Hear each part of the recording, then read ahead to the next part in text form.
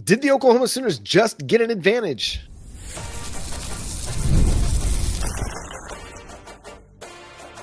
You are Locked On Sooners, your daily podcast on the Oklahoma Sooners. Part of the Locked On Podcast Network, your team every day.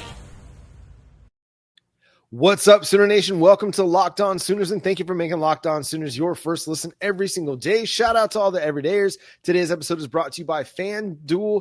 From big upsets to game-winning drives, the NFL playoffs are better with FanDuel. New customers, you can bet $5 and get $200 in bonus bets guaranteed. Win or lose, visit FanDuel.com to get started. He's Jay Smith. I'm John Williams.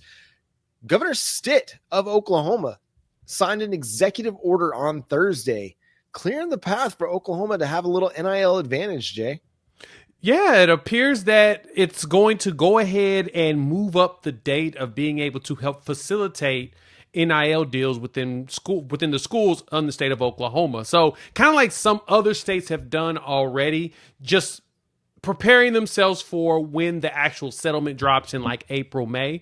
But this does, John, give Oklahoma State, Tulsa, any school in the state of Oklahoma, the ability to go ahead and start helping facilitate NIL deals, which is actually using name, image, and likeness. So any marketing deals in state and actually having a help and a say in making sure that things are taken care of properly. Before, technically, the schools were supposed to be kind of away from it. The collective would take care of it, and then anything outside of that will go through an agent. Well, now the school can kind of be the middleman in helping set a lot of that stuff up, which means a better opportunity in understanding how these players are taken care of and getting better control of what's going on in the NIL world.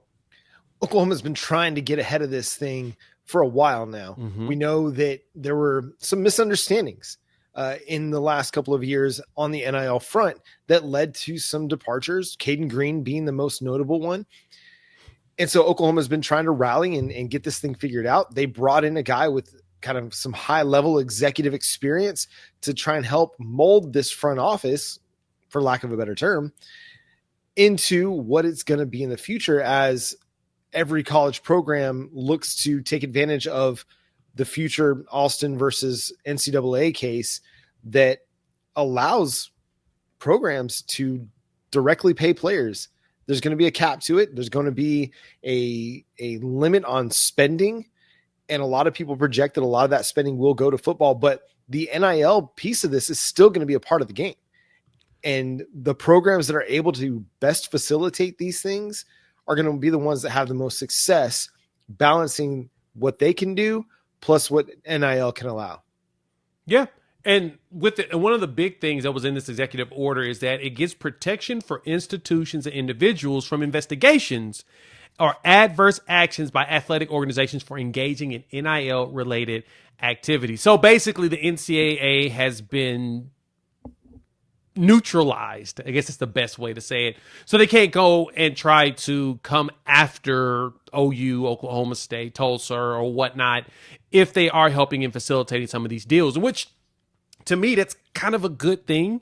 And it automatically expires once the final settlement is approved at the federal level. So there's no worries about how this will interfere with that final House versus NCAA settlement and everything.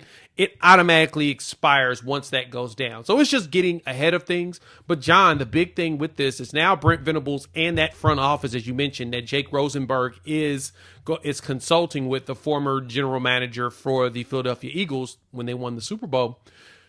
Now they don't have to concern themselves with, okay, do we have to dance around this? Will we get in trouble? Will there be recruiting violations? Like DeMarco Murray getting suspended last year for a game because of improper contact back in 2020. You don't have to worry about none of that.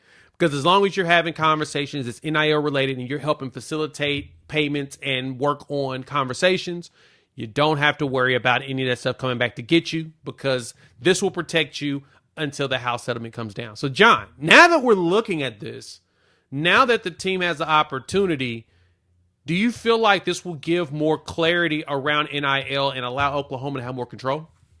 I hope so. I think they've been aiming for that over the last few years as they bring together the One Oklahoma collective, trying to bring all of the different collectives into, to one united front. And again, trying to get ahead of the settlement case and already trying to figure out, okay, how are we going to make this work?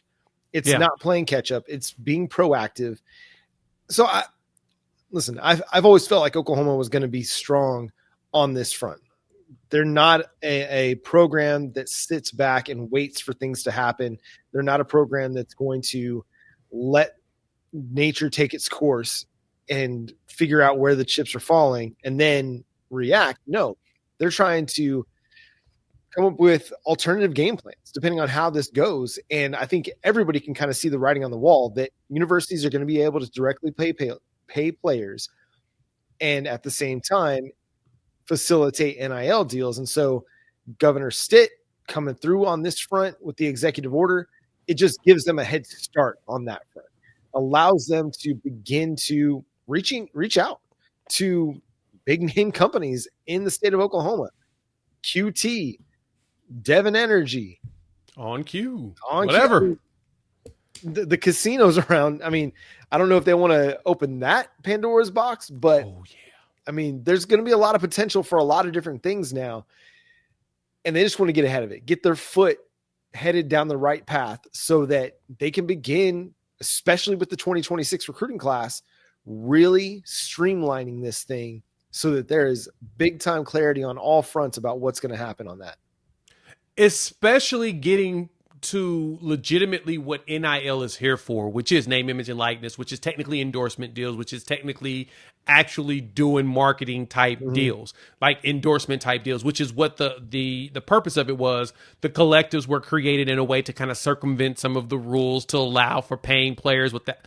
They still have obligations, in which I think that's what a lot of fans don't really understand around that portion of it.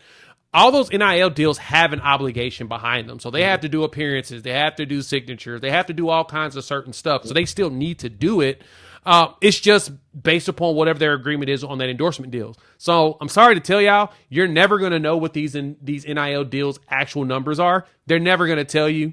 Patrick Mahomes doesn't tell you what his State Farm deal is. So you're never going to find out what these collective the actual deals are. So don't even ask about the amount. It'll never happen. Like literally never, because it's truly endorsement deals. And this leads back to the actual essence of it. And it's funny because Nick Saban was talking about this as well. That was the one thing his big complaint was about how NIL was going. It wasn't that the players were getting paid. It was everybody was trying to find ways to get around the actual essence of what name, image, and likeness is supposed to be. I mean, for kids in an Aflac commercial, hey, that's exactly what it's supposed to be. But if you're just kind of paying them and you're going to have them occasionally show up to sign a signature here and there, that really takes away from the essence of what this is. You want them to be marketable people and be people out there in the spotlight. Half the offensive lineman is getting paid. We don't know who the heck they are, John. Like, I don't know who that dude is. Now, you may see them on a billboard every once in a while in a jersey and be like, oh, that's an offensive lineman for Oklahoma. No clue who that person is. But now, if it's someone that's truly marketable, like a Michael Hawkins, a John Mateer, a Xavier Robinson, because usually those players have those personalities to be marketable. Yes, we get that. I'm used to, seeing Gavin Sawchuck and them in the car commercials. It's kind of cracking me up. I'm like, they got a little personality to them. Yeah. But at the same time, not everybody's really that marketable. So we're getting back to the essence that actually puts a smile on my face. Yeah, I think everybody is, most people are uncomfortable with the way college football is headed, but it's just the way college football is headed. So it's just a matter of creating structure and creating a tangible system that makes sense. And I'm not even going to say levels the playing field, but just streamlines the process a little bit to where there's more clarity, less confusion, and a greater understanding of what commitments look like in the new age of college football. What's the running back room going to look like for the Oklahoma Sooners in 2025? Man, I don't know. I think pretty good. We'll discuss coming up next year on Locked On Sooners. This is a message from our sponsor, Intuit TurboTax. Are you tired of the endless waiting, wondering, and worrying about your taxes? Well, now that's a thing of the past. You see, taxes don't need to be complicated or stressful. TurboTax is here to change the game by matching you with a TurboTax expert who can get to work on your return right away. No more waiting for answers, no more wondering if you're missing out on deductions. Whether you've got one form or 20, TurboTax experts give your taxes their undivided attention while you get real-time updates on their progress so you can focus on what really matters. You won't have to lift a finger, but you'll get the peace of mind knowing that your taxes are being handled by the pros. Ready for stress-free taxes and the most money back guaranteed? Head over to TurboTax.com today and get matched with your expert who's ready to take your taxes off your plate so you can focus on your day. It's only available with TurboTax Live full service, real-time updates only in the iOS mobile app. See guarantee details at TurboTax.com/guarantees. Thanks again for making Locked On Sooners your first listen every single day. Shout out to all the everydayers out there. Tune in and subscribe to the show wherever you get your podcasts. We're free and available on all podcast platforms and on YouTube. So hit that subscribe button. Hit that notification bell to let you know when new episodes drop. Jay, I think everybody's a little bit surprised that we didn't see anybody enter the transfer portal from the running back room. So technically we had two, but no one that we didn't think was going to hit the portal. I'm sorry. But no, you're right. But the thing, you are right. It's like, for the most part, you were truly right because we expected a lot more, you know, changes in that running back room for DeMarco Murray.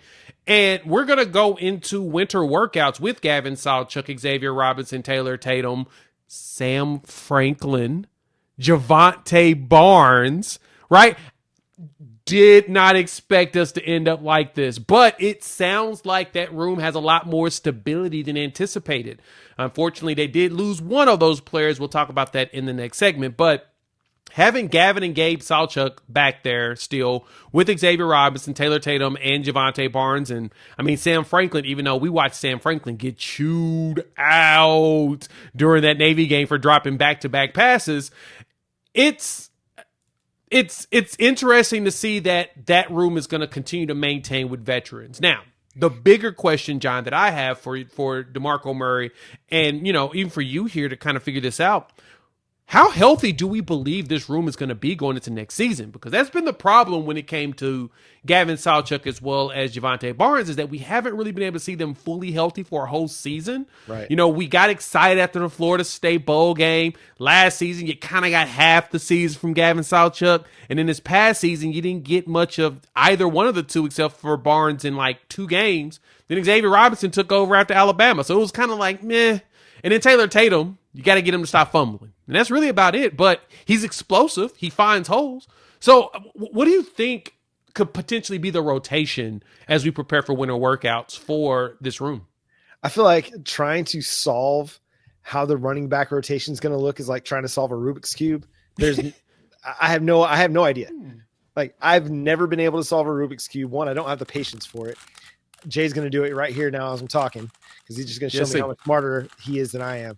But dude, it's been such a question as to why or how DeMarco Murray decides to play guys. Yeah. I don't think anybody has an understanding of it other than DeMarco Murray. I'm trying to figure out the rhyme or reason. Yeah, you're right. Like, is there a been able to decipher said rhyme or reason? It doesn't make sense to me, at least. I look at sometimes the way things are going, and now I feel like 2024 is kind of a bad example because the offensive line was just so inconsistent. Yeah. For much of the season that it was really hard to gauge how good the running back room was, in my opinion, because you just weren't seeing them get off blocks, get to the second level. You weren't seeing them create a lot of holes. You weren't seeing them get a lot of push. Now things got better as the season went along, but the running backs really didn't have much of a chance for the first half of the season, in my opinion. But even then, there were times where the running backs had opportunities and didn't take advantage of them. Taylor Tatum fumbled the ball. And also, your quarterback was unwilling to give them the ball when the read called for them to get the ball. So the run game in 2025 or 2024 is just awful, just like everything in the offense. Yeah. But I got to imagine if Javonte Barnes and Gavin Sawchuck are coming back, that there's a shot that they could be starting or that they could be the top of your rotation. At the same time, I don't think anything's guaranteed to anybody. I think you could throw Torrey Blaylock out there. I mean, I feel like if you got 6 guys, you're saying, okay, show me something. Who's going to be the guy? And with the spring portal opportunity, I mean, if spring ball comes and goes and these guys don't like the opportunities that they have in front of them, it wouldn't surprise me to see guys leave at that point. But man, I don't know. I really don't, because I could see it going a total. I could see Xavier Robinson being your lead back. I could see Taylor Tatum. I could see Javante Barnes. I could see Gavin Sawchuck. Shoot, dude, it could go any number of directions. Yeah, that's exactly what I was thinking too, that you're probably going to see it's gonna be running back by committee, and it's not gonna be very I don't know. I don't think you're gonna have much rhyme or reason, because we haven't seen that from DeMarco Murray yet. So I'm not gonna even predict that that's going to happen. But the good thing to me, though, and this is a good thing for Sooner fans, is that we do have a bunch of running backs, and they're all coming back. And we've seen them be productive before. So it's not a situation where, like, when it comes to the wide receiver room, where we had an entire season where all of our starters were injured and we were concerned if they're going to be able to be productive. We've seen these guys be productive. We saw Gavin Sawchuck have 5 straight games of 100 yards rushing or more. We saw Javante Barnes starting to look like he was starting to get a groove until after the main game he got hurt, but he finished the game with 200 yards rushing. So he has that feather in his cap. We saw Xavier Robinson run for over 140 against Alabama, and he literally ran it down their throat. So it's not a circumstance where we're truly that concerned of, man, are we going to be able to figure this out? No, we've got players, we got running backs that can do it, but I'm still trying to figure out, like you said, what DeMarco Murray's thinking. I've also still been questioning if DeMarco Murray's still really wanting to do it, because it feels like he does this for fun. It's not really something he's doing because he actually needs a check. Well, I mean, the Cowboys paid him, or I guess the Eagles paid him a big money deal after he led the league in rushing one year. So he probably doesn't need it, but at the same time, I mean, he's making a pretty healthy salary from the Oklahoma Sooners to coach the running backs. But I just think, you've got a number of guys that you like. Again, it comes back to Oklahoma likes the guys they have. You didn't have to go into the portal to get a running back. So there's a positive there. You have experience in Gavin Sawchuck and Javante Barnes. You've got young up-and-comers in Xavier Robinson, Taylor Tatum, and Torrey Blaylock. And you've got kind of a guy that can do several things for you on special teams in Sam Franklin. To me, it just seems like it's a good running back room. But most importantly is if you improve the run game through the offensive line improvement, then to me, it's going to matter less who the starter is, who the number 2 guy is, who the third down back is, if you improve the offensive line. If the offensive line builds on what they did over the second half of the season, especially that Alabama game, and we get a complete performance from them in 2025, then the run game will be fine. And I think with a 4 wide receiver set, like Ben Arbuckle has proven to want to run, I think we're going to see more open holes for them because the defense is going to be more spread out. They're not going to be running into loaded boxes as much. And when you have an athletic quarterback and a John Mateer running the read option and running it effectively, when it's run effectively, it allows the run game to get going a little bit better. No, it does. And I mean, just go look at the running back room that Washington State had, as I'm pulling up the stats here, because I was thinking about it, I was like, how did Wayshawn finish last year? He had 735 yards. Now, he was second in rushing on the team because John Mateer was literally the entire offense, 826 himself with his 31-39 passing. So you're going to have an opportunity at the running back room to really be a great complement to what John Mateer is going to create, because he is so much of a threat at running. They're going to have somebody paying attention to him, to where when he hands the ball off, you're going to be gone. You're going to have a good chance of breaking out and being out of there. So I'm excited to see this offense run. I know fans are super concerned about it, but as we said last episode, John, there's not much we can tell you about Ben Arbuckle and Brent Venables' plan when it comes to this offense that you're going to actually believe us until you see it. Yeah. We were hoping that Seth Luttrell could have figured it out, and it doesn't seem like it did not work out. So we're past that now. Now it's all on Ben Arbuckle replicating what he did at Washington State, which was a top 20 offense in the country. If he can replicate that with John Mateer and consider quote unquote improved talent around, we could do that. But I'm glad you pointed out the offensive line, as that's something we're going to have to talk about sometime next week. I think that no shade to the 2024 class, but adding the 2025 class, it feels like we got a 3 deep. There's a good chance the offensive line is going to be better, but it has to be. Otherwise, it's going to be another rough season. Like, what else is going to do, right? Doesn't matter that you added John Mateer. Doesn't matter that your running back room is deep. Doesn't matter that the wide receivers, we think have talent. Right. If the offensive line doesn't improve significantly in 2025, none of it's going to matter. Yeah, people won't fight us anyway. People will fight us. A couple guys had some offseason surgeries, getting ready for 2025. We'll discuss coming up next here on Locked On Sooners. From big upsets to game-winning drives, the NFL playoffs are better with FanDuel, America's #1 sportsbook, because right now new customers can bet $5 and you'll get $200 in bonus bets guaranteed. That's $200 in bonus bets, win or lose. The FanDuel app gives you everything you need for live bets, same-day parlays, and so much more. Just like right now, the NFL playoffs are going down, and I'm personally looking at my Tampa Bay Buccaneers, and I need them to go ahead and cover this 3-point spread, as the spread has dropped since the last time we talked about it on Sunday. So I'll be somewhere watching that. And you can join into the action, so just visit FanDuel.com to join today and get started with $200 in bonus bets. That's FanDuel.com. Make this playoff season unforgettable with FanDuel, an official sportsbook partner of the NFL. Again, thanks for making Locked On Sooners your first listen every single day. Shout out to all the everydayers out there. Tune in and subscribe to the show wherever you get your podcasts. We're free and available on all podcast platforms and on YouTube. So hit that subscribe button, hit that notification button to let you know when new episodes drop. A couple of players tweeted out post-surgical recoveries on the X on Twitter. Jaden Jackson, I guess, had some work done on his shoulder. Didn't look like anything too significant. Maybe I'm just looking at a picture, but it looked maybe like a little scope procedure just to maybe clean something out of his shoulder. Yeah. I don't know that. That's just me speculating based on a picture that I saw.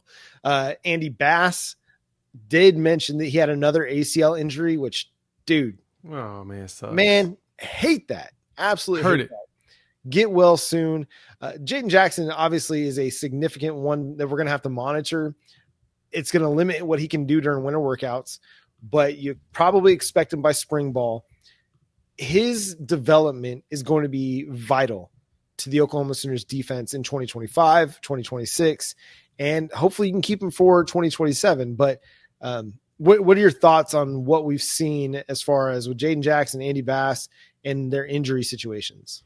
Yeah, and it kind of made sense that there would be some sort of a cleanup happen here in the offseason. Like, looking at the bandages that I saw that he had and a little sling, it didn't look like it was like a full rotator cuff surgery or something like that. It's nothing that made me feel like I should be really that concerned.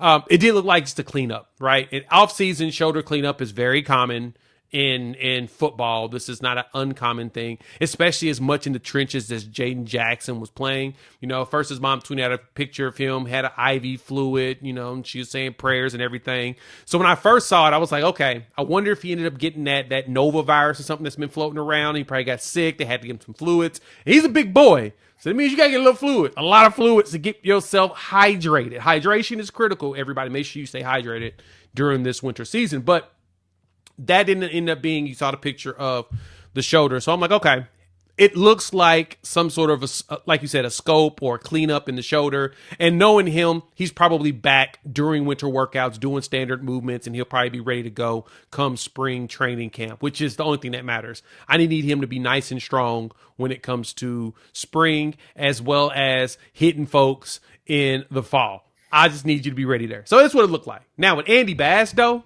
I did hear that he got hurt as the scout team quarterback in preparation for the Navy game. God. And I'm hoping that, you know, knock on wood, that wasn't the bad omen that happened in that one and made that game so atrociously bad. But, I mean, supposedly he was looking good. He was killing it. He was working folks. And then, you know, and it looked like he had like 2 surgeries. because both knees were all bandaged up in that picture.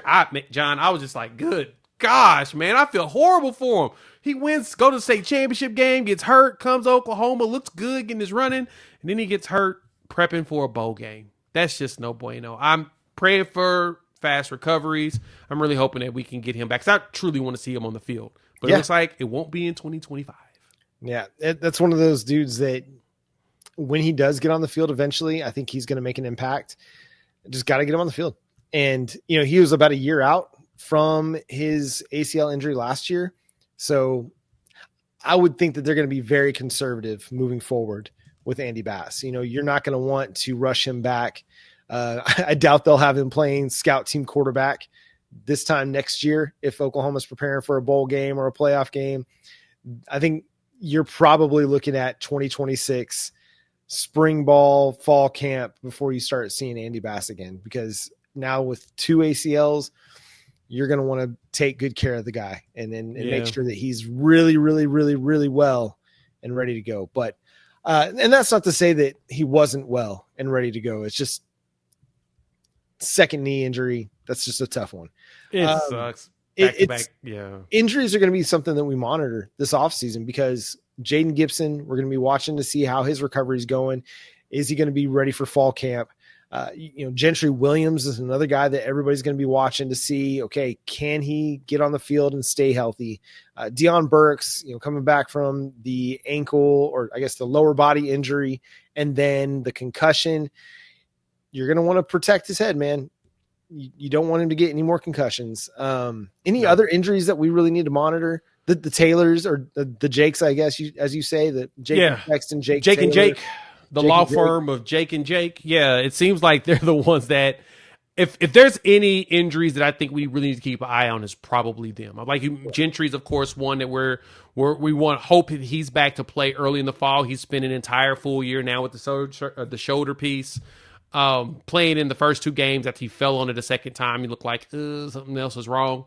So hopefully he is back and healthy and ready to go, because as we've talked about before, Gentry Williams is a game changer in the secondary. Mm-hmm. Same thing with Kendall Dolby. Hopefully he did not have ligament damage and he's back right when the season starts. If not, I expect him around conference play. But then you picked up a player like a Kendall Daniels, which, kind of takes away your Kendalls. It replaces one Kendall with the Kendall, except for it's not Dolby, it's Daniels. So you get a KD situation. I know I'm just going all over the place with this this comparison, but I digress. Yeah. As long as you've got Dolby coming back at some point with Gentry, it gives you some good corners, but more so Jake and Jake.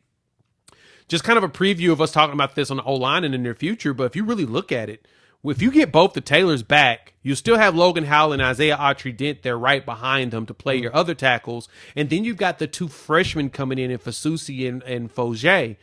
And I'm going to be honest, John, Bill Beatonbo's cooking with that offensive line now. Like, he's got guys with experience. And if you get a healthy Jake Taylor and a healthy Jacob Sexton, that experience is going to change them, because they needed that 1 year out there.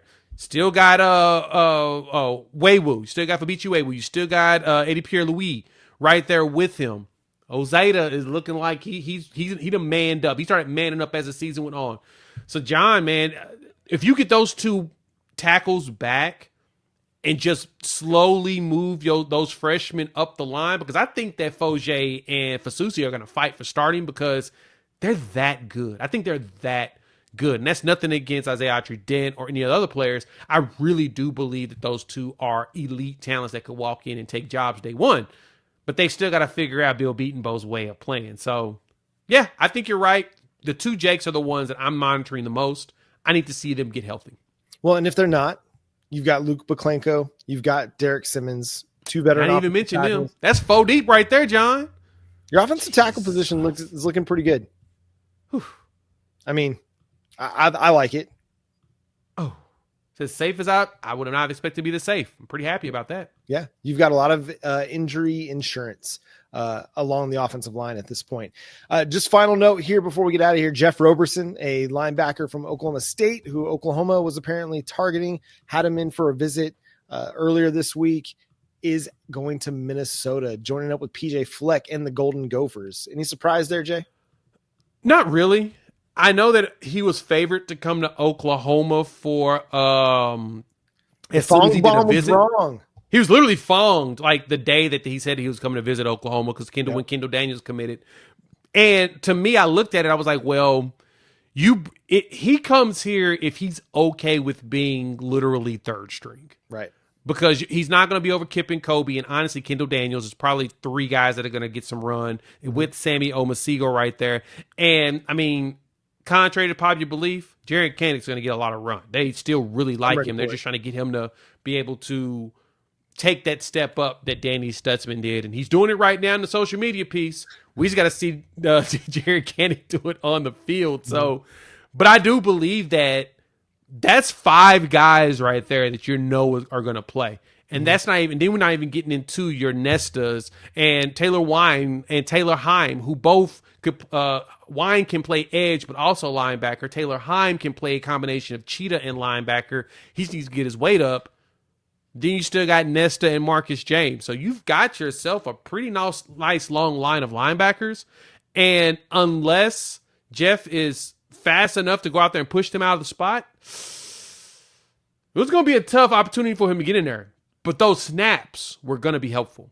Yeah. It would have been nice to have a veteran presence like him with the linebackers and with the defense. But, dude, it was going to be tough to see him earn playing time.